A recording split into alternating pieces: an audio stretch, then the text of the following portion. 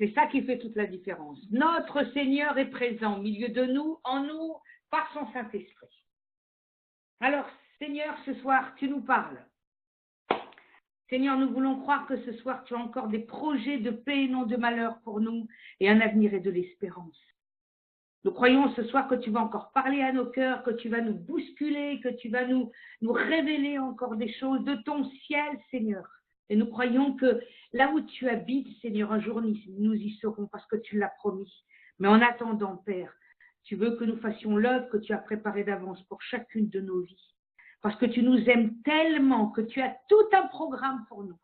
Toute une vocation qui n'a besoin que d'être révélée, qu'être vécue et que d'être dans l'enthousiasme du fait de pouvoir faire l'œuvre de Dieu. Oui, nous croyons, Père, que tu es si bon, que tu as donné ton Fils à mourir sur la croix de Golgotha pour cela. Alors, Seigneur, ce soir, nous te disons, prends toute la place et fais ce que tu veux au travers de ma bouche. Utilise-moi pour ton royaume, Seigneur, et pour ta grâce et ta miséricorde. Bénis tes enfants présents, les familles qu'ils représentent, les couples qu'ils représentent, les célibataires qu'ils représentent, les veuves ou les veuves qu'ils représentent. Seigneur, tu les bénis, Seigneur, tu les encourages ce soir, tu les portes, Seigneur, et tu leur fais du bien. Parce que je crois, Père, que tu es un Dieu bon, miséricordieux, compatissant, lent à la colère et riche en bonté. Alors merci, Seigneur, ce soir, dans le nom de Jésus. Amen. Alors, mes amis, ce soir, nous allons poursuivre ce que nous avons commencé dimanche. Parce qu'au fait, quand j'y ai pensé, je me suis dit, Seigneur, c'était une mise en bouche. Alors, les mises en bouche, c'est bien, mais on veut plus. En tout cas, j'espère pour vous, mais moi, je veux plus. Donc, le titre de dimanche, c'était l'Éternel Dieu, celui qui nous, 3 petits points de suspension, et en fait, c'est parle, donc qui nous parle. Et ce soir, mon titre, c'est l'Éternel Dieu, celui qui nous parle. Pas simplement celui qui parle, mais celui qui nous parle. Parce que si le Seigneur, dans sa miséricorde, a fait entendre sa voix dans ce monde pour son Fils, il va aussi faire entendre sa voix pour nous et au travers du Saint-Esprit dans nos cœurs. Donc c'est ça qui est important, de savoir comment on peut entendre la voix de Dieu. Mais avant de savoir comment on peut entendre la voix de Dieu, il nous faut disposer nos vies. Nous avons des étapes à comprendre afin que, effectivement, nous puissions, je dirais, manifester le fait que Dieu nous parle et qu'il révèle des choses que nous devons communiquer. Alors, le premier point que j'aimerais regarder ensemble ce soir avec vous et que j'ai intitulé, parce que je mets des petits titres très gentils, premièrement, j'ai mis avoir la certitude de notre statut d'enfant de Dieu. C'est capital. Si nous ne savons pas qui nous sommes en Christ, cela ne sert à rien. Donc, nous avons un statut d'enfant de Dieu. Dans Jean, chapitre 1, au verset 12 à 13. Jean, chapitre 1, verset 12 à 13. Et nous connaissons particulièrement bien ce texte, de manière claire et limpide, parce que je crois qu'on se l'est tellement cité qu'il n'y a pas de souci. Mais à tous ceux qui l'ont reçu, donc le Seigneur, à ceux qui croient en son nom, donc c'est par la foi, elle, c'est-à-dire la parole, et la parole signifie Christ, donc elle a donné le pouvoir de devenir enfants de Dieu, lesquels sont nés non du sang, ni de la volonté de la chair, ni de la volonté de l'homme, mais de Dieu. Les choses sont claires, il n'y a même pas besoin d'explication. Le Seigneur nous dit que le fait de croire et d'avoir reçu Christ en nous, ça nous a donné un pouvoir, vous vous rendez compte, c'est un pouvoir, de devenir, on ne naît pas enfant de Dieu, on devient enfant de Dieu. On devient un enfant du royaume de Dieu. Et il explique lesquels sont nés non du sang ni de la volonté de la chair, c'est-à-dire de la relation d'un papa et d'une maman, mais ni de la volonté de l'homme, bien évidemment, mais de Dieu. Donc, le statut d'être enfant de Dieu nous vient de notre Père céleste directement, où il nous donne ce privilège de croire en son Fils et de l'accepter et de se faire par la foi, je deviens un enfant de Dieu. C'est aussi simple que cela. La foi, c'est une entrée dans le royaume de Dieu. La foi est le moyen par lequel Dieu nous permet d'entrer dans les choses spirituelles, nous permet d'entrer dans la présence de Dieu, non pas dans ce monde, parce que nous y sommes, Nous sommes nés ici sans comment dirais-je, nous n'avons rien fait pour naître ici-bas. C'était notre papa et notre maman, ensemble, ils ont fait un bébé et c'est nous qui sommes venus. Mais nous n'y sommes pour rien. Donc nous sommes nés physiquement sans être intervenus. Tandis que la nouvelle naissance, c'est quelque chose dont on a à voir avec nous-mêmes. Parce que nous ne sommes pas des enfants ou des bébés. Nous avons parfois un certain âge. Il y en a qui viennent à 15 ans, à 20 ans, à 50 ans, à 70 ans au Seigneur. Il y en a qui viennent à 5 ans, bien évidemment. Surtout quand ils sont nés dans des familles chrétiennes où ils entendent la parole de Dieu. Mais en tout cas, la chose est sûre. La naissance naturelle, nous ne sommes pour rien. La naissance spirituelle, nous avons quelque chose à faire. Nous avons à recevoir Christ, nous avons à croire en son nom. Et cela nous donne le pouvoir de devenir enfants de Dieu. Donc la première chose, avant de pouvoir entendre la voix de Dieu, qu'il se passe quoi que ce soit, il faut avoir la certitude de notre statut, qui est celui d'être un enfant de Dieu, selon le texte, je répète, de Jean chapitre 1, versets 12 à 13. Deuxième point, à cause du fait d'être devenu un enfant de Dieu, nous avons la certitude d'être une nouvelle création ou créature, si vous préférez. Dans 2 Corinthiens 5, 17, c'est des textes très très connus, des textes que nous citons par cœur, tous ceux qui sont chrétiens depuis un certain temps. Donc 2 Corinthiens 5, 17. 2 Corinthiens 5, 17 qu'on peut citer par cœur. Si quelqu'un est en Christ, donc en lui, par la foi, il est une nouvelle créature, ou dans d'autres textes, une nouvelle création, que je trouve plus jolie, mais qu'importe, c'est la même chose. Les choses anciennes sont passées, voici, toutes choses sont devenues nouvelles. C'est-à-dire qu'en Christ, nous sommes nés de nouveau et nous avons cette présence de Dieu en nous par le Saint-Esprit. Simplement nous rappeler, et là on ne regardera pas la parole, mais parce que vous connaissez ce texte, je pense, quand le Seigneur parle avec Nicodème, et c'est un texte magnifique, où c'est cet homme de Dieu qui enseigne à la synagogue, qui est un grand maître, mais voilà qui vient à Jésus de nuit, et celui-ci nous révèle qu'il a besoin de naître d'eau et d'esprit. Qu'il est né charnellement, il n'y a pas de souci de la chair, mais il lui faut comprendre les choses célestes par les moyens célestes. Et pourtant, l'Ancienne Alliance lui cite toutes ces choses. Ézéchiel et bien d'autres textes. Enfin, je crois que c'est Ézéchiel ou un autre, enfin qu'importe. Mais en tout cas, on est dans une perspective où celui-ci semblait avoir mis de côté complètement ça et avoir oublié que de croire en Dieu, c'est pas intellectuel, mais c'est dans le cœur.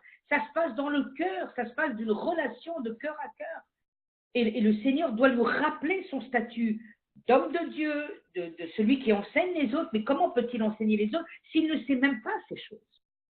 Et le Seigneur, dans sa miséricorde, au lieu de le juger, il l'enseigne pour que lorsqu'il retourne dans sa chère synagogue, alors il saura les choses et il pourra conduire le peuple dans la vérité.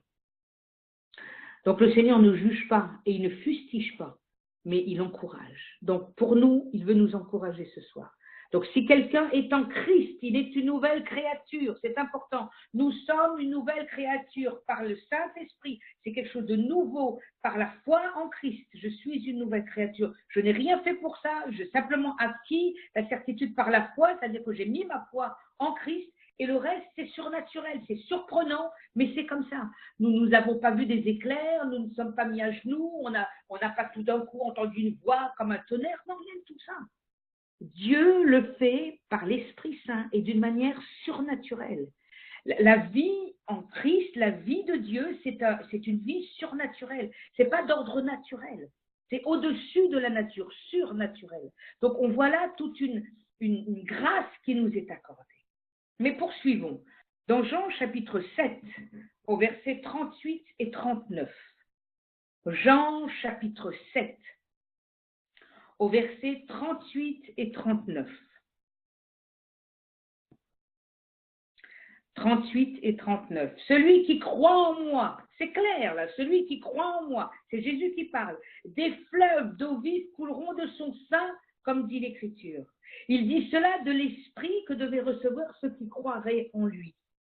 Et il termine ce texte, en tout cas le texte nous est conclu en disant « Car l'esprit n'était pas encore, parce que Jésus n'avait pas encore été glorifié, c'est-à-dire il n'avait pas donné sa vie pour montrer la gloire de Dieu dans sa mort et ensuite sa résurrection. Donc, on voit là le Seigneur qui a une fête, je crois que c'est la Pentecôte, une fête juive où les Juifs se réunissaient, ils louaient le Seigneur, c'était beau, on dansait, on avait les chantres qui étaient devant, on allait à l'eau pour pouvoir prendre l'eau pure, enfin, il y avait quelque chose de beau, mais c'était solennel, c'est bien, mais c'était religieux. Et le Seigneur va mettre une touche particulière à cette fête. Il explique que c'est bien de prendre de l'eau vive, mais cette eau vive va couler de notre sein, parce que c'est par l'Esprit de Dieu que nous allons recevoir par la foi en Jésus, qui fait que l'Esprit va couler comme de l'eau et ça va être pur. Et Jésus va transfigurer, j'ai presque envie de dire, cette fête pour amener le peuple à regarder d'une manière spirituelle ce que Dieu a promis. Pour le peuple juif comme pour les nations, il n'y a aucune différence. Il fait exactement la même chose, en des temps différents, mais rigoureusement la même chose. Il fait exception de personne. Donc, le Seigneur est là pour que tout ce qui est accompli en lui, toutes les fêtes de l'ancienne alliance, il l'accomplit dans sa personne, montrant la réalité spirituelle de ces choses. Ce n'est pas simplement d'ordre physique. Il est vrai que Pessah, donc Pâques, c'était réellement une sortie de l'esclavage. C'était réel, c'était tangible. Ils étaient esclaves pendant plus de 400 ans. Mais Jésus montre par là que c'est aussi spirituel. C'est sortir de nos péchés. Donc, on voit là combien il y a presque une dualité qui se place. Il y a la vie physique, charnelle, mais pas dans le mauvais sens du terme, c'est-à-dire de la chair, et la vie spirituelle, la vie de l'esprit.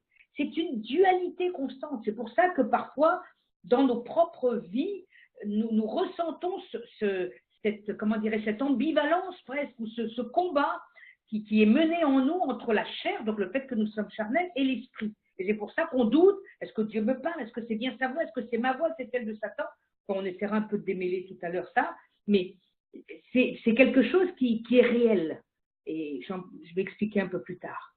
Le troisième point, on a vu, donc je répète ces deux points, avoir la certitude de notre statut d'enfant de Dieu, avoir la certitude d'être une nouvelle créature. Troisième point, avoir la certitude du pardon de nos péchés par la foi. Acte 26, versets 17 et 18. Acte 26, versets 17 et 18. Et là, c'est l'apôtre Paul, le cher apôtre Paul, qui va parler.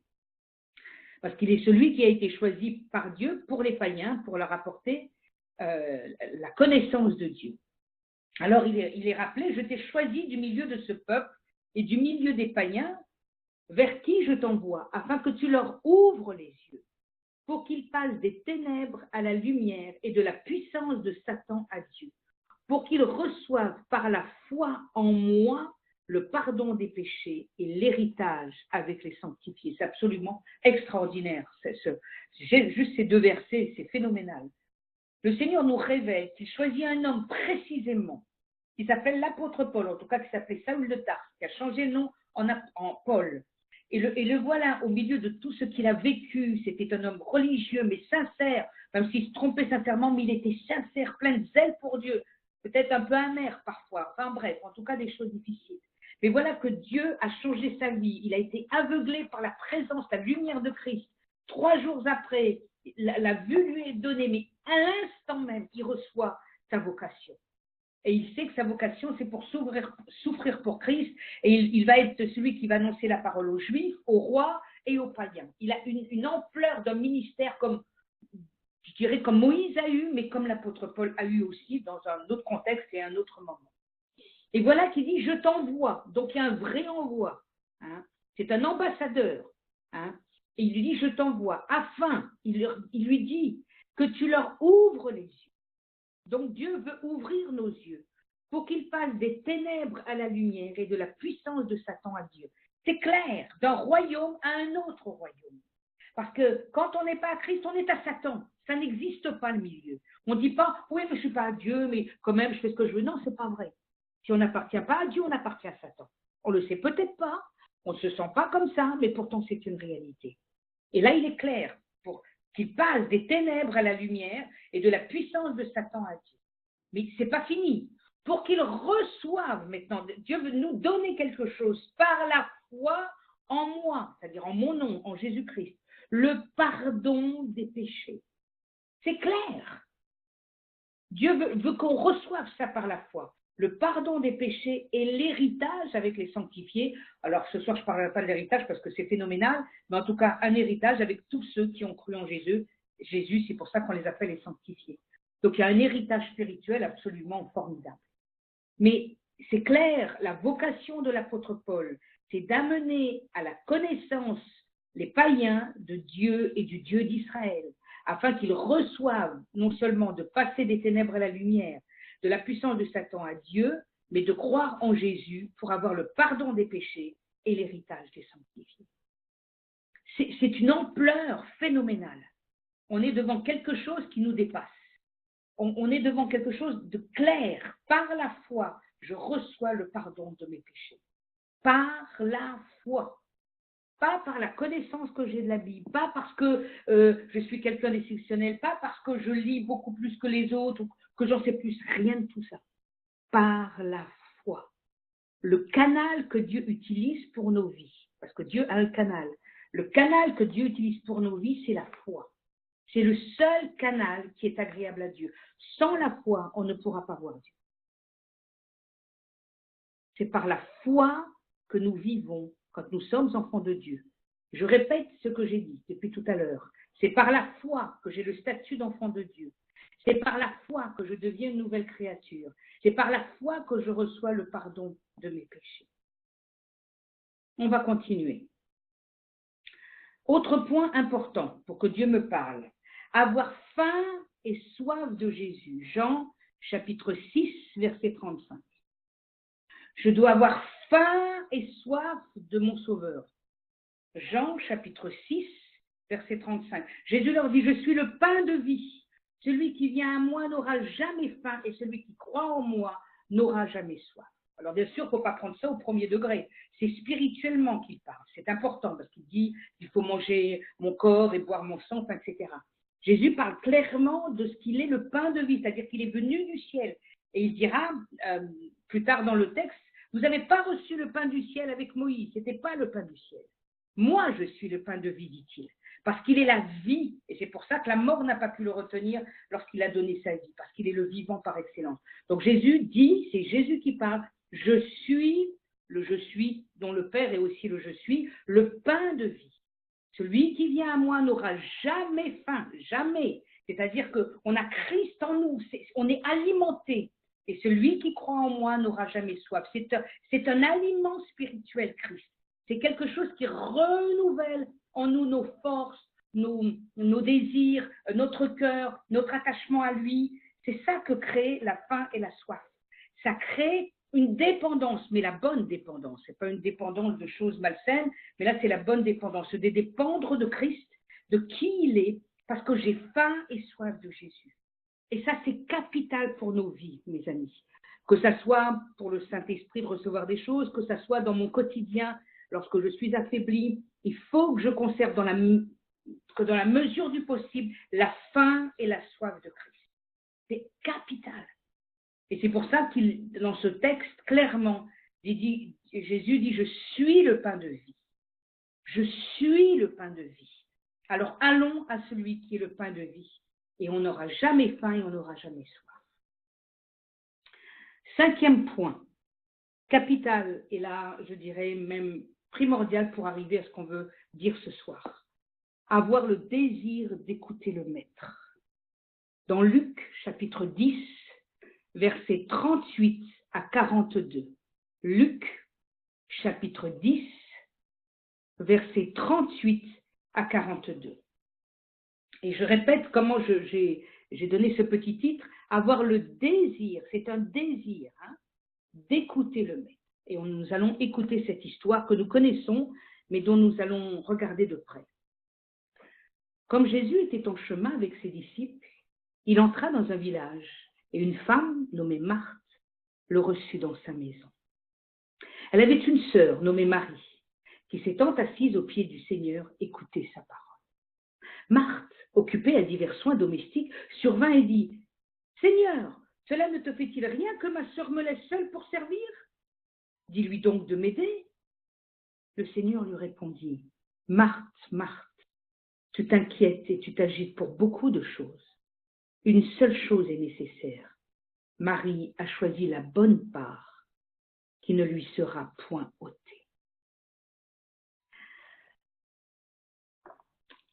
Jésus va, avec ses disciples, rentrer dans cette famille. Pas par hasard. Le Seigneur sait ce qu'il fait.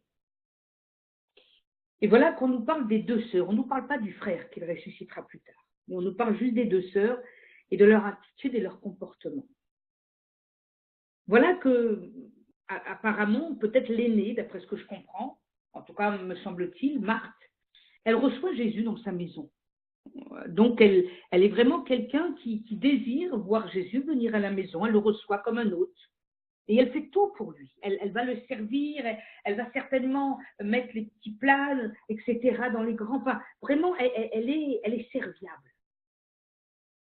Mais voilà que tout de suite, le texte nous dit, elle avait une sœur, donc cette fameuse Marthe, nommée Marie. Et voilà ce que nous dit le texte sur elle tout de suite, qui, s'étant assise aux pieds du Seigneur, écoutait sa parole. Cette femme ne s'est pas préoccupée des choses matérielles, mais elle avait le désir d'écouter le Maître. Alors elle s'est mise dans une position d'écoute, donc elle s'est assise, tout simplement. Bon, certainement à l'époque, comme à l'Orient, on s'assoit sur des coussins, certainement pas sur des chaises. Donc elle devait être assise sur un coussin et elle écoutait le Maître. Et puis voilà que Marthe, ça l'énerve cette situation, elle semble en rogne. Elle se voit tout faire, elle a reçu le Seigneur, et puis elle est en train de tout faire pour que tout se passe bien, et elle va interpeller le Seigneur. Parfois, Seigneur, enfin, tu vois bien que ma sœur, elle ne m'aide pas, là, mais qu'est-ce que c'est cette histoire-là? C'est pas possible, fais quelque chose.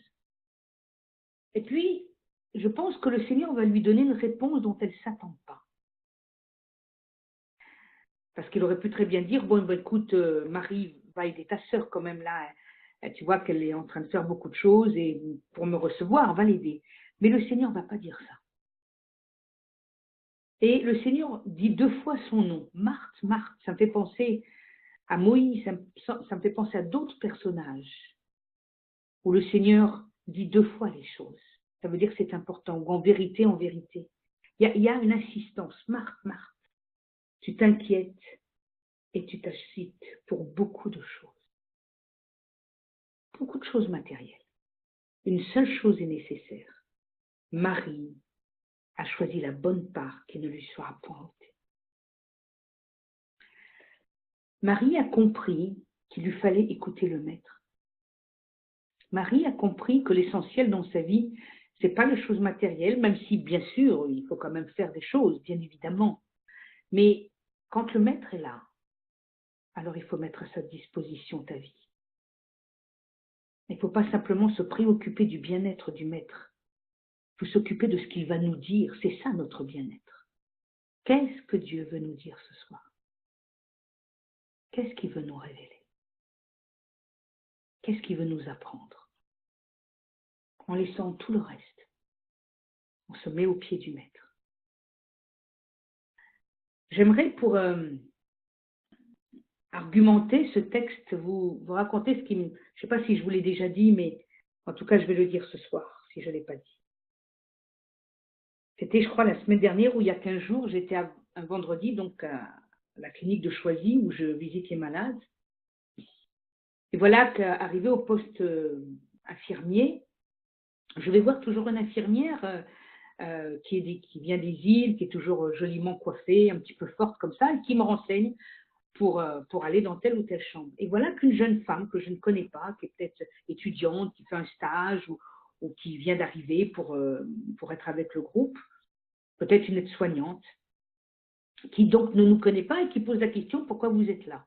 Alors j'explique qu'on est là pour faire du bien aux gens, en fait, de rentrer en relation pour créer du relationnel, surtout pour les gens qui sont seuls, qui ont besoin d'exprimer des choses, parce qu'on ne dit pas les mêmes choses à une étrangère qu'à la famille. Bref, j'éteigne un peu le pourquoi qu'on est là.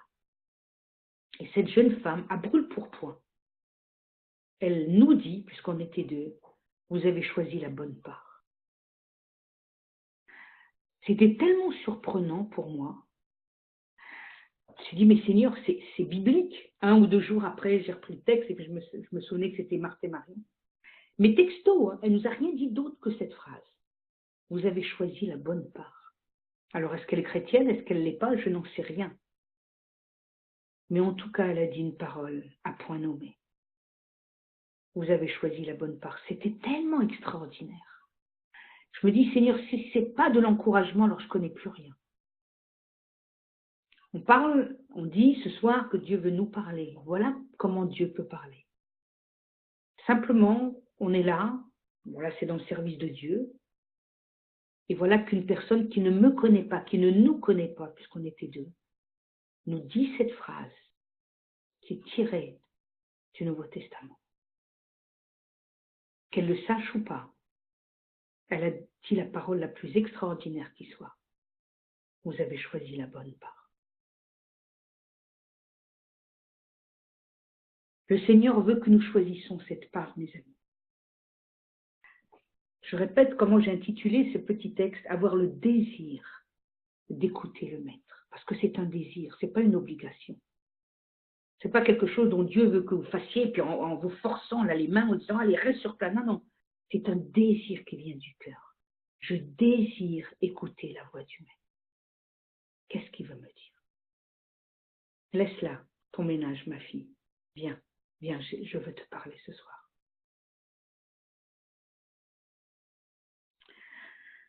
On va continuer. Sixièmement, avoir confiance d'être habité par le Saint-Esprit. Et ça, c'est capital parce que si on ne comprend pas, ça va devenir compliqué. Dans 1 Corinthiens, chapitre 2, versets 11 à 15. 1 Corinthiens, chapitre 2, versets 11 à 15.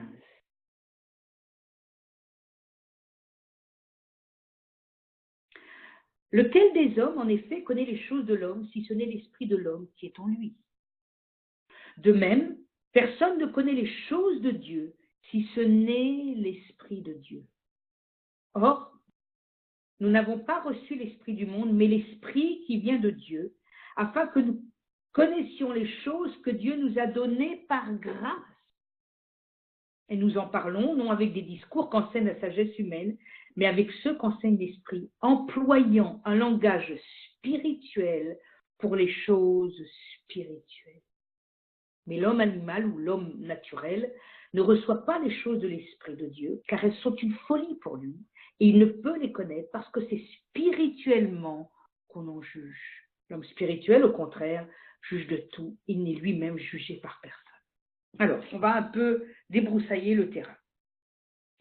D'abord, l'apôtre Paul explique qu'il y a deux comportements. Celui qui est, alors l'homme avec un H majuscule, hein, c'est l'homme et la femme. Donc, on ne va pas se troubler pour ça. Donc, l'homme est celui qui se met en position d'être naturel. Il est né physiquement. Alors, il dit, lequel des hommes, en effet, connaît les choses de l'homme, si ce n'est l'esprit de l'homme qui est en lui. C'est naturel, je sais ce qui se passe en moi, comment je peux agir, mes réactions, etc. Et il fait une comparaison. De même, personne ne connaît les choses de Dieu si ce n'est l'Esprit de Dieu. Donc l'Esprit de Dieu qui habite en nous, que nous avons reçu par la foi lorsque nous avons cru en lui, que nous sommes nés de nouveau, que nous sommes devenus enfants de Dieu, que nous avons eu le pardon des péchés, il nous est dit que l'Esprit de Dieu qui est en nous connaît les choses de Dieu. Pourquoi? La Bible nous dit que l'Esprit de Dieu connaît les profondeurs de Dieu. Donc l'Esprit de Dieu est capable de nous révéler les choses les plus profondes qui soient dans le Père céleste, donc en Dieu. Donc ça c'est capital. L'Esprit de Dieu, c'est pas quelqu'un qui connaît à moitié ou trois quarts ou je sais pas 20%, 25%. L'Esprit de Dieu sonde tout, nous dit l'Écriture, tout. Il est capable de nous révéler les choses les plus invraisemblables si Dieu veut qu'on les connaisse. Donc c'est pour ça que, de même, personne ne connaît les choses de Dieu si ce n'est l'Esprit de Dieu. Donc si nous sommes nés de nouveau, si nous savons que par la foi nous avons reçu le pardon des péchés, que nous sommes devenus enfants de Dieu, l'Esprit de Dieu habite en nous. L'Esprit de Dieu habite en nous. Et parce que l'Esprit de Dieu habite en nous, alors il connaît les choses de Dieu, il connaît les profondeurs de Dieu. Donc aucune inquiétude. Si Dieu veut nous parler et que le Saint-Esprit habite en nous, il nous révélera ce que nous avons besoin de savoir. Ni plus, ni moins. Les choses les plus importantes que Dieu veut nous communiquer, il le fera par son Esprit. Il n'y a aucune inquiétude. Parce que l'Esprit de Dieu connaît toutes choses.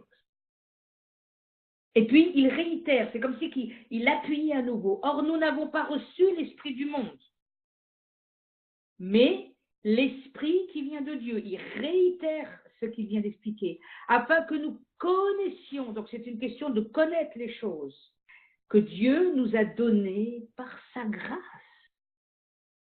C'est par pure grâce que Dieu nous révèle les choses.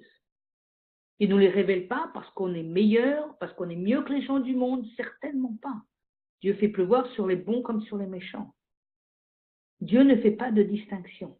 Mais il est vrai qu'avec ses enfants, il peut révéler des choses par grâce. Ça, c'est clair. Parce que nous avons l'Esprit de Dieu. Et puis, il continue pour toujours faire cette comparaison entre l'homme naturel et l'homme spirituel. Et nous en parlons non avec des discours qu'enseigne la sagesse humaine, mais avec ceux qu'enseigne l'Esprit. Et ça, c'est important, employant un langage spirituel pour les choses spirituelles. Et nous allons comprendre que si Dieu veut parler par son Saint-Esprit, il ne va pas passer par le canal naturel de l'homme, par son intelligence, il va passer par le canal de la foi et par notre esprit, parce que Dieu parle de son Esprit Saint à notre esprit. C'est le canal par lequel il passe, pas par la chair, pas par l'âme. Pourquoi? La chair, elle est vendue au péché. Et par l'âme, ce sont nos sentiments qui nous trompent. Tandis que par l'esprit, c'est là que demeure notre capacité d'entendre la voix de Dieu. C'est par l'esprit. C'est pour ça que c'est si important. Il va employer un langage spirituel pour les choses spirituelles, pas par le canal naturel. C'est pour ça, comme je l'expliquais tout à l'heure, qu'on a cette ambivalence de temps en temps. On doute, on se dit, est-ce que c'est moi? Est-ce que j'ai entendu, mais au fond, c'est parce que j'ai tellement envie, alors c'est ma chair qui le dit, ou bien c'est Satan qui m'a influencé? Non, non, quand ça vient de l'Esprit de Dieu, c'est clair, net, on n'est pas confus, on ne comprend pas toujours tout, surtout quand on est un jeune enfant de Dieu, mais bien souvent, le Seigneur fait des choses claires et nous donne des choses limpides. Moi, j'ai reçu ma vocation d'être missionnaire, j'avais quoi? 3 mois de conversion, 6 mois, je ne me rappelle plus trop, hein, ou un an, mais en tout cas, c'était très peu de temps. Je connaissais quasiment rien de la Bible. Alors, je ne risquais pas de trafiquer la Bible, d'abord, de tordre les Écritures, je ne risquais pas parce que je ne les connaissais pas. Deuxièmement, moi, Satan, ça ne me préoccupait pas parce que, pour l'instant, je rentrais depuis peu de temps à l'église et on parlait surtout de Jésus, certainement pas de Satan. Et quand Dieu m'a révélé clairement, à un moment de prière avec lui, je priais 1 heure par jour, hein, c'était très intense à ce moment-là, le Seigneur m'a révélé. Tu seras missionnaire. Mais je n'ai rien demandé. Je n'ai pas dit, tu comprends ce que je veux faire. Je ne savais pas tout ça, qu'il y avait un plan pour ma vie. Je ne connaissais rien de tout ça. Toutes ces expressions que je peux employer aujourd'hui, le langage spirituel que j'ai, je ne l'avais pas. Donc on ne peut pas trafiquer quand on ne sait pas. Donc on est vraiment, oui, par la foi, je croyais en Jésus. C'était clair comme de l'eau de roche. Je savais que Jésus était le Messie. C'était une telle révélation sur ma vie. C'était de cœur à cœur. Personne ne me l'a dit. Une révélation directe que j'ai reçue pendant que j'étais sur ma table en face du mur qui était devant moi. Et puis le Seigneur m'a révélé qu'il était le Messie. Point. J'ai même pas douté. Donc comprenons bien qu'on ne peut pas trafiquer, surtout quand on est des jeunes croyants. Donc employant un langage spirituel pour les choses spirituelles. Et puis à nouveau, il recommence, il fait la comparaison. Mais l'homme animal ne reçoit pas les choses de l'Esprit de Dieu. Donc l'homme naturel, car elles sont une folie pour lui et il ne peut les connaître parce que c'est spirituellement qu'on en juge. Encore une fois, il explique que cette double nature en nous, peut-être cette ambivalence que nous avons parfois, hein, nous sommes charnels, c'est-à-dire physiques, et nous sommes spirituels. Oui, vous avez raison. On est les deux. On est des êtres bizarres. Hein, on est un peu des êtres un peu bizarres. On a ces deux vies en nous. Et parfois, l'une prend le pas sur l'autre. C'est pour ça que Dieu nous demande de rester attachés à sa parole, à son esprit, à la communion fraternelle en allant à l'église, pour pouvoir nourrir notre vie spirituelle. Parce que si on ne le fait pas, on ne se nourrit pas du spirituel. Et on ne risque pas d'avoir des révélations. On ne peut pas. On peut pas, faut pas jouer avec ça. On peut pas jouer. On peut pas recevoir si on n'est pas avec Christ et si on ne se nourrit pas de Christ. Et puis il termine en disant, l'homme spirituel au contraire juge de tout et il n'est lui-même jugé par personne.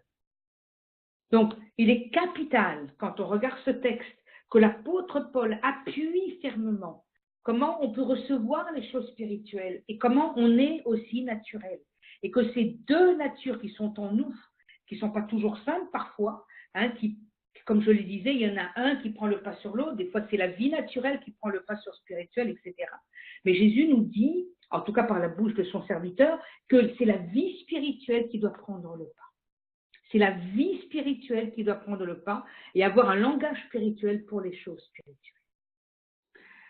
Maintenant, on va arriver à notre point capital qu'on a besoin et que j'ai intitulé « Avoir la conviction que Dieu parle ».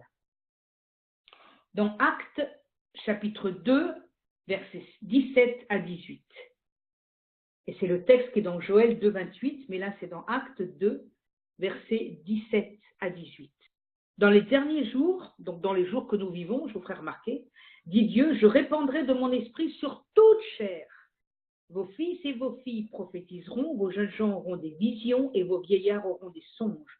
Oui, sur mes serviteurs et sur mes servantes, dans ces jours-là, je répandrai de mon esprit et ils prophétiseront. Donc ça, c'est la prophétie de Joël, pas moi, hein, mais du prophète qui s'appelle Joël, qui est un tout petit livre, on appelle ça un petit prophète parce qu'il a peu écrit, c'est tout simplement ça. Mais ce qu'il a dit, ça s'est accompli. Déjà, il y a quelque chose qui a commencé à se faire dans les actes lorsque l'Esprit de Dieu s'est répandu à la Pentecôte. Donc, on voit une explosion de l'expression du royaume de Dieu par des prophéties, des visions et des songes. 1 Corinthiens, chapitre 3, verset 16. 1 Corinthiens, chapitre 3, verset 16. Là aussi, c'est pour vous affermir les choses. 1 Corinthiens 3, verset 16. Ne savez-vous pas que vous êtes le temple de Dieu et que l'Esprit de Dieu habite en vous? J'aimerais vraiment que ça soit quelque chose, vous devez connaître par cœur ce texte. 1 Corinthiens 3, 16. Ne savez-vous pas que vous êtes le temple de Dieu et que l'Esprit de Dieu habite en vous? C'est une certitude. L'apôtre Paul ne dit pas, peut-être que, oui, on va voir si vraiment l'Esprit de Dieu. Non. Si vous êtes à Christ, vous êtes son temple. Le temple n'est plus le temple de Jérusalem qui n'existe plus. C'est nous le temple. Il a fait de nous sa maison, à la fois collectivement et individuellement. Ma personne est le temple de Dieu et l'Esprit de Dieu habite en moi, habite en nous, habite en vous. Donc l'Esprit de Dieu est en nous. Jésus n'est pas simplement autour de nous, il est en nous par son esprit. C'est important de le savoir. Nous sommes habités par la présence de Dieu. Dieu a fait sa demeure en nous. C'est ce qui fait qu'on va avoir un langage spirituel. C'est pour ça qu'on peut entendre sa voix. Parce que nous sommes habités par Dieu en esprit. D'accord?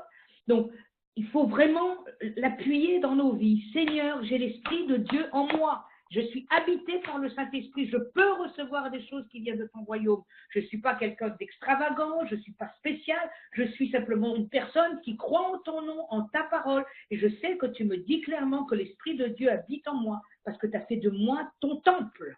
Et alors, si je suis le temple de Dieu, alors fatalement, il est habité par l'Esprit de Dieu. Et fatalement, il parle du royaume de Dieu.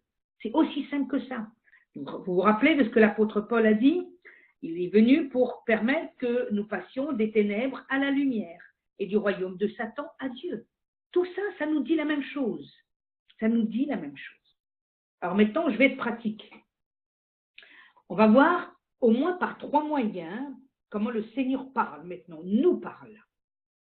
La première forme dont nous avons déjà parlé dimanche, et entre autres Dimitri en a parlé, par sa parole. La parole de Dieu est capable de me révéler des choses. Et comment ça se fait? C'est dans ma relation personnelle avec le Seigneur chaque jour. C'est lorsque je me mets à la disposition de Dieu, que chaque jour, même si je prends qu'un quart d'heure, que je ne peux pas plus, ou certains une demi-heure, d'autres 1 heure, bref, chacun fait comme il veut, que ce soit le matin, le soir, l'après-midi, c'est à vous de voir. C'est dans ma relation quotidienne et personnelle avec le Seigneur que je peux recevoir des révélations. Comment ça se fait? Je lis un texte. Bon, je lis le texte, mais je le lis par la foi quand même. tout cas en y mettant quand même du cœur. Et en le lisant, qu'est-ce qui se passe? Tout d'un coup, je ne sais pas, un mot ou une phrase en particulier va sauter comme si elle était écrite en rouge ou qu'elle saute à mes yeux comme ça. C'est ça, la parole de Dieu qui nous parle. Il y a quelque chose qui nous fait bouger en nous, qui nous révèle quelque chose. Alors, ça peut révéler plusieurs choses.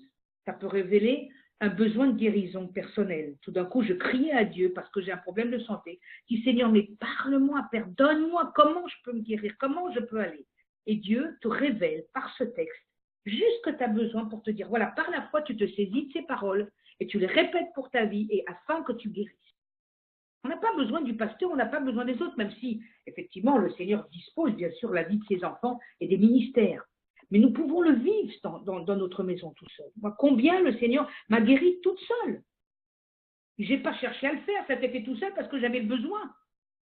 Une fois, je devais aller prêcher et voilà que j'étais dans une disposition physique très malheureuse, en étant très très mal dans mon ventre et je vomissais, enfin c'était très compliqué. Je dis, mais Seigneur, il faut que tu me lèves là, il faut que j'aille au culte, c'est moi qui dois prêcher. Et le Seigneur a fait un miracle, je suis arrivée là-bas. J'ai pu prêcher, moi après c'était moins bon, mais en tout cas le Seigneur m'a aidé. Et je sais que le Seigneur peut nous aider dans des situations incroyables. Ou bien, il peut y avoir une parole parce que vous êtes inquiète pour vos enfants ou votre enfant. Puis il y a quelque chose qui me fait que, Seigneur, je ne comprends pas mon enfant, mais qu'est-ce qui se passe en lui? Puis voilà que la parole que vous lisez, elle vous parle peut-être d'un personnage ou d'une situation qui vous dit, ah mais c'est ça que j'ai besoin, voilà ce que je n'ai pas compris pour mon enfant. Et ça vous a parlé. C'est ça le Seigneur qui révèle par sa parole. C'est aussi simple que ça. Ne cherchez pas des choses particulières ou bizarres. La parole de Dieu n'est pas bizarre. La parole de Dieu, elle nous parle. Elle nous indique des lignes de conduite et des choses pour ma vie personnelle, mon couple, mes enfants, peut-être pour le travail, où je cherche un travail. Le Seigneur parle. Il nous indique les temps et les moments. Je me rappelle, en 98 ou un petit peu avant, j'avais quitté la mission à laquelle j'étais affiliée. Et le Seigneur m'avait demandé de travailler, de retravailler, parce que j'étais missionnaire à plein temps. J'ai dit, ok Seigneur, moi je retravaille, il n'y a pas de souci, je t'obéis. Puis voilà que j'ai eu du mal à trouver du boulot. C'était compliqué, alors je priais, puis je suppliais Dieu de ne pas devenir feignante, parce que fatalement, quand il n'y a pas de but, c'est très compliqué, on reste un peu au lit, on s'affaiblit, etc. Mais je me levais tous les jours, bon, pas beaucoup d'argent en poche, alors j'évitais les magasins, enfin c'était un peu compliqué. Alors je restais sagement à la maison et puis je disais la parole. Et puis voilà que un jour, je lis la parole et c'est clairement comme si Dieu me disait, t'inquiète pas, tu vas trouver du travail. C'était vraiment clair. Voilà que j'ai un rendez-vous parce que j'avais fait plusieurs lettres. À l'époque, ça se faisait encore et là, on répondait. Aujourd'hui, c'est différent. Et puis, le directeur du conservatoire où je suis maintenant, donc depuis 20 ans, ça fera 20 ans en novembre, me donne un rendez-vous pour avoir un entretien. Et puis, il me dit, bon, ben, je vous donne une réponse. Mais j'étais sûre que c'était bon. Effectivement, je ne sais plus si c'était le lendemain, je crois. Le Seigneur a fait que, en fait, il y avait une collègue qui travaillait là-bas, qui s'appelle Muriel, comme le prénom de ma sœur, et qui m'a connue il y a des années en arrière. Et qui a dit, ah oui, je connais Joël, c'est une fille bien et tout. Donc, elle m'a un peu, oui, peut-être un peu aidée à ce que je sois là. Et puis, après, j'ai trouvé du boulot. Et Dieu seul sait que j'ai attendu des mois et des mois. C'était assez compliqué. Mais le Seigneur a eu pitié de moi. Donc, voilà comment Dieu parle par sa parole. Deuxième moyen, par des non-croyants. Et ça, souvent, on n'y fait pas attention. On est là et on a tendance à mépriser. Et je voudrais vous dire ce soir, ne méprisez pas ceux qui ne croient pas encore en Jésus. Ça ne veut pas dire que Dieu ne les utilise pas pour nos vies et parfois de manière pertinente. Et c'est lors d'une discussion, soit entre amis, soit avec la famille, soit des collègues de travail, que va venir parfois une réponse de ces gens que vous ne vous attendez pas. C'est pour ça que la Bible nous dit, Dieu parle tantôt d'une manière, tantôt d'une autre. Mais l'homme n'y prend pas garde. Parce qu'on ne croit pas qu'il peut venir d'un non-croyant une bonne parole pour ta vie. Eh bien oui, ça peut venir. Quand je pense à ce que cette femme nous a dit, elle a simplement dit, vous avez choisi la bonne part. C'était tellement incroyable. Alors je ne sais pas si elle est croyante, je n'en sais vraiment rien. Mais en tout cas, qu'elle le soit ou qu'elle ne le soit pas, elle a dit une parole absolument extraordinaire. C'est le plus grand encouragement que j'ai eu, je crois, depuis 6 ans. J'en ai eu des paroles d'encouragement des malades. C'est bien ce que vous faites, il faut continuer, Madame Rubin. Mais là, c'est tellement biblique et tellement extraordinaire. Je me dis combien, Seigneur, tu veux nous encourager. Donc, ne méprisons pas le fait que Dieu peut nous parler par des non-croyants et qu'ils aient juste une parole de sagesse qui vient dans leur bouche pour vous. Parce que c'est le Saint-Esprit qui aura fait son travail au travers d'eux, qui utilise leur bouche pour pouvoir vous parler. Et puis, bien sûr, le Seigneur parle par le Saint-Esprit. Et ça, c'est la chose la plus délicate. Parce que ça veut dire que c'est directement en nous. Les autres, c'est un peu à l'extérieur de nous. La parole, c'est quand je lis, c'est à l'extérieur de ma vie. Les non-croyants, c'est l'extérieur de ma vie. Mais par le Saint-Esprit, c'est l'intérieur de ma personne. C'est lorsque je suis en communion avec Dieu par la prière. Lorsque je prie, que je suis dans la disposition d'être en train de louer Dieu, de le glorifier, de magnifier son nom, de louer Dieu par des chants, j'élève mes mains, je suis vraiment en communion avec Dieu. C'est là que peut venir plusieurs choses. Alors, il peut venir une pensée, il peut venir un mot, ça peut tout à fait être un mot. Il peut venir une phrase, il peut venir une vision, c'est-à-dire si vous préférez une image. Si le mot vision vous gêne, mais c'est un mot biblique. Vision, ça veut simplement dire une image, quelque chose qui traduit, donc après quelque chose que vous étayez en mots, donc une image. Ça peut être, pour ceux qui sont bien plus avancés, une prophétie. Alors des fois, quand ce sont des jeunes croyants, ça peut être des prophéties un peu maladroites, mais ça peut l'être. Ça peut être aussi quand vous dormez, que le Seigneur vous donne un songe.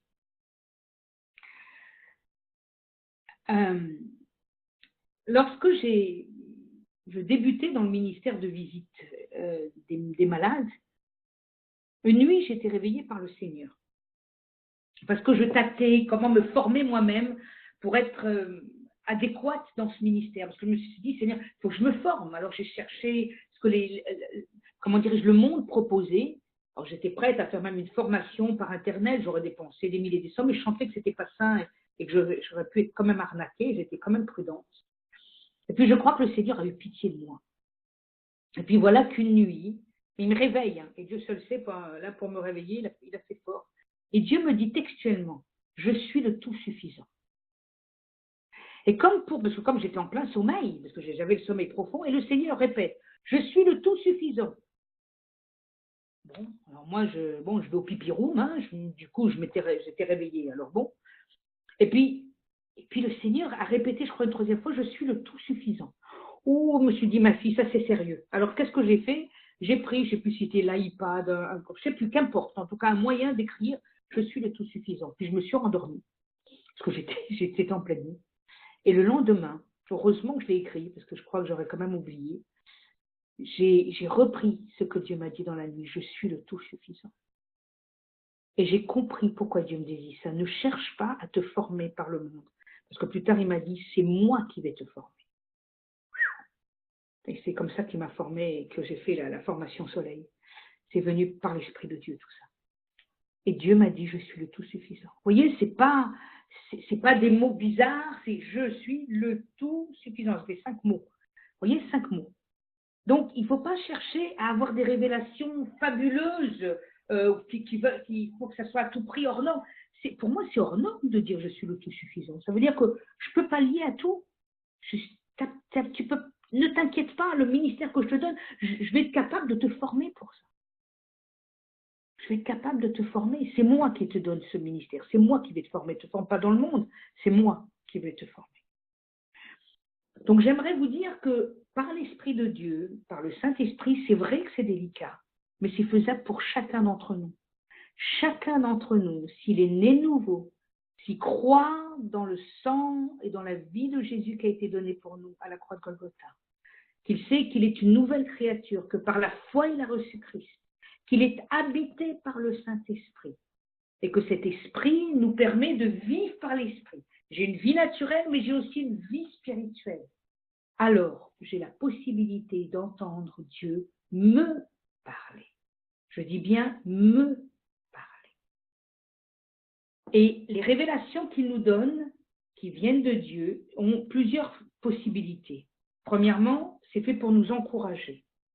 C'est très important, c'est fait pour nous encourager. Deuxièmement, enfin je ne le mets pas dans l'ordre, ne vous inquiétez pas, je dis comme ça deuxièmement, mais ça ne veut pas dire que c'est dans l'ordre. Ça veut aussi nous fortifier.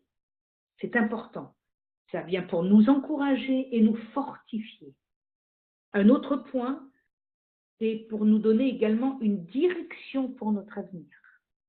Donc, il se peut que Dieu veut donner une direction. Là, vous ne saviez pas trop, Dieu donne une direction. Alors, pour notre avenir personnel, pour notre avenir du couple ou de la famille. D'accord? Ça, c'est Dieu qui sait.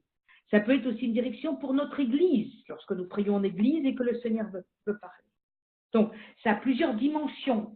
L'avenir ne concerne pas simplement ma vie individuelle, mais aussi une vie collective. Alors, il y a la collectivité dans la notion de la famille et dans la famille en Christ. Donc, en Église, c'est aussi une autre collectivité. Donc, le Saint-Esprit, quand il parle à nos cœurs, quand il nous donne une direction, quand il nous donne une vision, une phrase, un mot, une vision, une prophétie, qu'importe, c'est toujours pour le bien de ma vie et d'autrui. Mais c'est jamais pour mon plaisir personnel. Ce que je reçois par l'Esprit de Dieu, c'est pour le bien de la collectivité. C'est un don que Dieu me donne pour le service des autres. Je n'ai pas à garder ça pour moi-même. Les dons de Dieu ne sont pas un don pour me glorifier, mais pour glorifier Christ au travers de ce don, pour que la collectivité que nous représentons, donc l'Église ou la famille, soit fortifiée, soit encouragée. Afin que nous puissions aller dans une direction. Une femme de foi, un homme de foi, c'est quelqu'un qui encourage les autres. C'est quelqu'un qui croit que le Saint-Esprit parle et qu'il peut amener des directions, des visions, des choses clairement pour pouvoir aller là où Dieu veut qu'on aille. Donc, je répète, Dieu peut parler par sa parole. Alors, j'ai juste dit quelques points, mais c'est important, on ne va pas trop dire. Il peut parler par des non-croyants et soyez attentifs. Ne méprisez pas, soyez respectueux des autres. Ils ne sont pas venus encore à la connaissance, oui, et bien ça viendra, chaque chose en son temps, nous aussi, nous avons attendu, donc il faut avoir du respect des autres, et puis par le Saint-Esprit, qui là, ça habite en moi, il y a les choses extérieures à ma vie, et il y a quelque chose qui est intérieur à ma vie, je suis habité par Dieu, par le Saint-Esprit, je suis le temple de Dieu. Ne savez-vous pas que vous êtes le temple de Dieu et que l'Esprit de Dieu habite en vous? Je vous en prie, apprenez ce texte par cœur pour que vous soyez enracinés. C'est une des racines importantes. Vous n'êtes plus n'importe qui, vous appartenez à Christ, vous êtes son enfant, vous êtes précieux pour lui. Et la Bible dit que nul ne vous ravira de sa main. Nul, personne, ni Satan, ni quoi que ce soit, ni les circonstances, ni les situations les plus dramatiques, nul ne vous ravira de ma main. Nul, nul. C'est-à-dire personne ne vous ravira de ma main. Donc pour ce faire, il faut se placer en Christ. Pour pouvoir entendre la parole de Dieu, il faut que je sois habité par le Saint-Esprit et que j'ai le désir d'écouter le Maître me parler. Seigneur, parle-moi. Ton serviteur écoute. Samuel, c'est ce qu'il a dit. Et il est dit qu'il n'a jamais laissé une parole tomber à terre. Ce petit Samuel, qui a habité dans la maison de Dieu, puisque pour lui, il a vraiment habité dans la maison de Dieu. Et ensuite, il a grandi dans la connaissance de Dieu. Et il a manifesté comment dirais-je, les mots prophétiques de Dieu pour son peuple. Voilà ce que je voulais vous dire ce soir, mes amis. Donc Dieu parle, mais Dieu nous parle. Et je veux que vous en soyez certains parce que c'est une réalité. Ce n'est pas une invention de Joël, ce n'est pas une invention de certains chrétiens. C'est une réalité pour tous les chrétiens. Habités par Dieu, par le Saint-Esprit, nous sommes tous capables d'entendre la voix de Dieu. Même si on fait des fautes au départ, qu'on dit des choses qui ne sont pas bibliques, qu'il faut reprendre, voilà, on est obligé d'expliquer, ça n'a aucune importance. Il faut se lancer quand même. Il faut croire que Dieu vous parle. Donc je ne veux pas que vous vous priviez de cela. Que vous sachiez que Dieu vous aime au point où s'il a aimé son Fils pour faire entendre sa voix, celui-ci est mon Fils bien-aimé en qui j'ai mis mon affection. Il vous le dit ce soir à vous aussi. Vous êtes mes enfants bien-aimés, en qui j'ai mis mon affection. Mon fils, le premier, celui qui est le premier de toutes les créatures, a donné sa vie pour cela, pour qu'à nouveau nous soyons connectés avec Dieu. Nous étions morts par nos péchés, nos offenses, notre esprit ne fonctionnait plus spirituellement. Mais grâce à la foi et au pardon des péchés et au sang versé par Christ et la vie qu'il a donnée, à cause de cela, notre esprit a été ouvert à nouveau, comme un nouveau canal. C'est comme si on avait creusé un canal en nous et qu'à nouveau l'eau de la présence de Dieu coule en nous pour nous sanctifier, nous purifier et nous amener maintenant à entendre à nouveau la présence de Dieu, la voix de Dieu pour nos vies. Prions. Père, merci parce que tu es celui qui parle, Seigneur, qui nous parle. Tu es celui qui a investi en nous.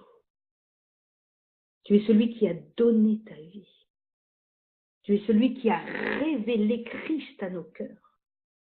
Et en le révélant, Seigneur, nous avons cru par la foi, nous l'avons reçu. Nous sommes devenus des enfants de Dieu. Nous sommes devenus de nouvelles créatures. Et par la foi, nous croyons que tu as pardonné nos péchés et que tu nous as revêtus du Saint-Esprit, Seigneur. Oh Jésus, quelle gloire de te connaître, quelle précieuse chose que de te connaître. C'est la chose la plus importante. Merci parce que tu nous aides dans cette dualité que nous sommes à la fois charnelle, c'est-à-dire naturelle. Nous sommes nés par nos parents et cette vie spirituelle. Et parfois, ça se, je dirais pas que ça se bagarre, mais en tout cas, il y a une forme de lutte, Seigneur. Ça, c'est sûr. Mais Seigneur, tu veux que nous soyons spirituels, tu veux que l'Esprit de Dieu qui habite en nous, qui veut révéler les profondeurs de Dieu, ça soit une attente, un désir de nos cœurs d'être au pied du Maître pour recevoir les choses qu'il a pour nous, d'entendre sa voix. Seigneur, nous croyons, Seigneur, que tu vas le faire dans les jours à venir, dans les semaines et dans les mois à venir. Mais donne-nous faim et soif de toi, Seigneur, faim et soif de toi. Donne-nous la grâce et le privilège de nous attendre à toi, de ne pas craindre, Seigneur. Oui, nous sommes peut-être des jeunes croyants ou des vieux croyants ou des croyants au milieu, mais qu'importe, tu parles à tout moment. Ce n'est pas parce que nous sommes plus ou moins vers la fin de notre vie, en tout cas vers ce qu'on pourrait considérer plus la fin, que le début, il est bien vrai. Mais ce n'est pas important. À tout moment, tu peux nous parler parce qu'on a besoin de choses différentes. On n'a plus besoin d'un avenir vraiment particulier parce qu'on a un âge où c'est plus le moment. Par contre, on a besoin d'être assuré que tu es avec nous parce qu'on va passer dans un autre endroit. Et là, c'est vrai que ce n'est pas simple. Mais c'est pour que la vie éternelle, finalement, soit vécue. Même si elle a débuté sur la terre, elle se perpétuera plus tard. Alors, Père, bénis tes enfants ce soir. Bénis-les, encourage-les, zèle-les pour toi. Donne-leur faim et soif. Et qu'ils s'appuient sur ta parole pour être sûrs de ce qu'ils sont et que personne ne les ravira de ta main parce que telle est ta parole. Et quand tu dis quelque chose, ça s'accomplit. Alors merci de nous avoir parlé ce soir. Merci de nous avoir instruits par ton Saint-Esprit. Et merci de rappeler à mon âme bénit l'Éternel et n'oublie aucun de ses bienfaits. Afin de réaliser que Dieu nous aime au point d'avoir donné sa vie, afin de reconnecter avec le Père, le Fils et l'Esprit Saint. Que ton nom soit glorifié, Père, dans le nom de Jésus. Amen.